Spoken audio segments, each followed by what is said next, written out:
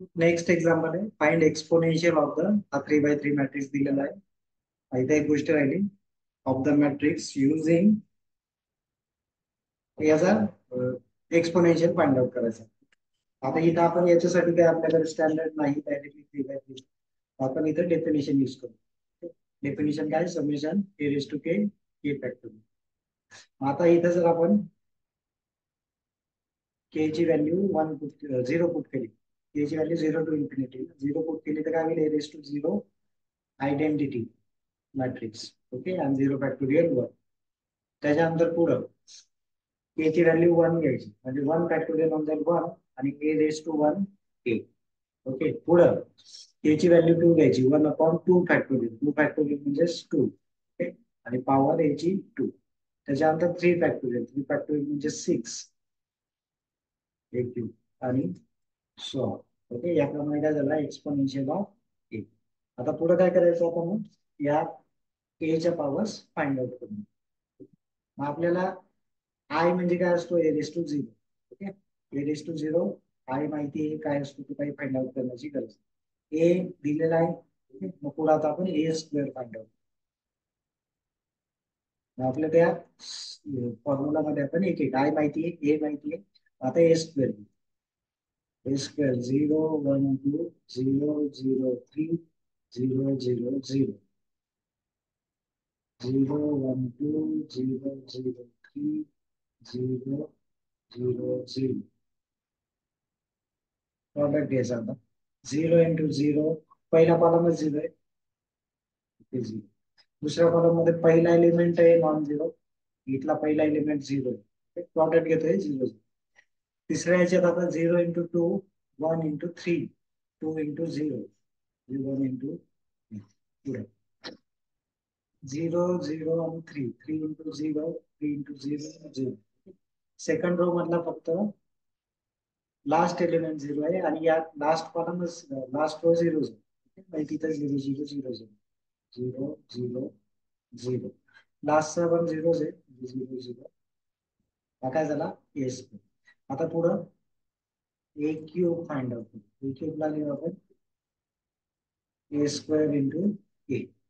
ए square वरती find out केला तो लिहू 0 0 3 0 0 0 0 0 0.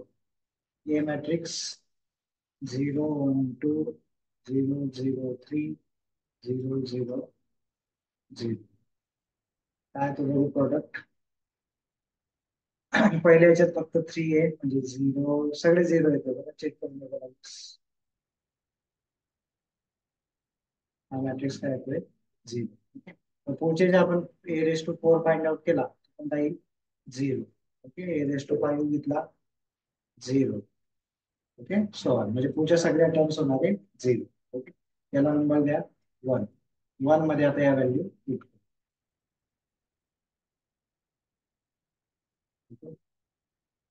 एक्सपोनेन्शियल ऑफ ए.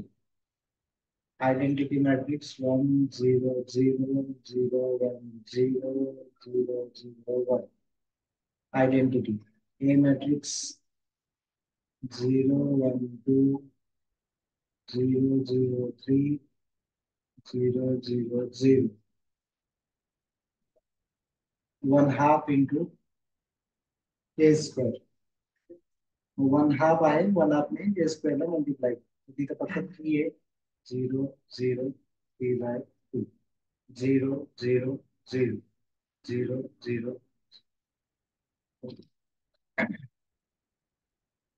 मग आता यांची ऍडिशन करायची फक्त.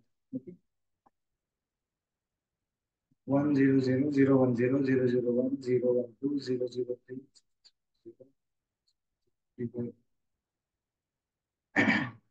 आणि पुढचा एलिमेंट काय 0 0 म्हणजे पुढचे मॅट्रिसेस 0 त्यामुळे ते काही लिहत नाही. ओके डायरेक्टली आता ऍडिशन करतो आपण. नेक्स्ट पेज वर होतो.